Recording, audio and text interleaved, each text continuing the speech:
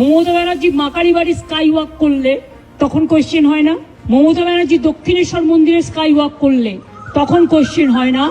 মমতা ব্যানার্জি দুর্গাপুজো করলে তখন কোয়েশ্চেন হয় না? মমতা ব্যানার্জি কালী পুজো করলে তখন কোয়েশ্চেন হয় না? জগন্নাথ ধামটা খুব গায়ে লেগেছে না? বলা হচ্ছে আমি নাকি নিম গাছও চুরি করেছি। আরে আমার বাড়িতে তো 4টে নিম গাছ আছে, কটা দরকার জিজ্ঞেস করুন। আমাদের চুরি করতে হয় না। তুমি যদি হিন্দু ধর্মের সমর্থক হও তাহলে তুমি জগন্নাথ ধাম নিয়েও, মমতা ব্যানার্জি নিম কাঠ চুরি করে জগন্নাথ ধাম করেছে, মমতা ব্যানার্জির এই অবস্থা হয়নি। আমাদের মূর্তি তো মার্বেলে ছিল, জগন্নাথ মূর্তি কিনতেও পাওয়া যায়, এটা মাথায় রাখবেন। আমার বাড়িতেও তো আছে, আপনাদের অনেকের বাড়িতেই আছে।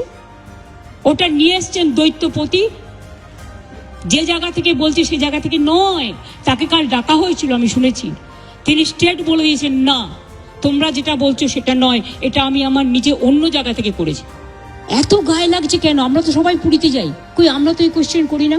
আমি তো পুরীতে গেলে RSS বিক্ষোভ দেখায়, বিজেপি বিক্ষোভ দেখায়, ভুলে গেছেন?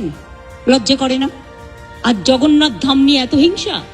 যখন আপনাদের আলুর টান পড়ে বাংলা যোগায়। আমি উড়িষ্যাকে ভালোবাসি।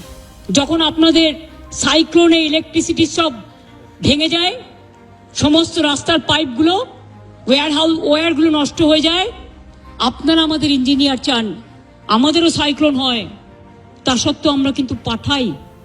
আমাদের বাংলার টুরিস্টরা সবচেয়ে বেশি যায় উড়িষ্যায়, জগন্নাথ দেবের উল্টো রথে বলুন, সোজা রথে বলুন, সারা বছর ধরে। তো আমরা যদি একটা জগন্নাথ ধাম করি, আপনাদের আপত্তির কি আছে?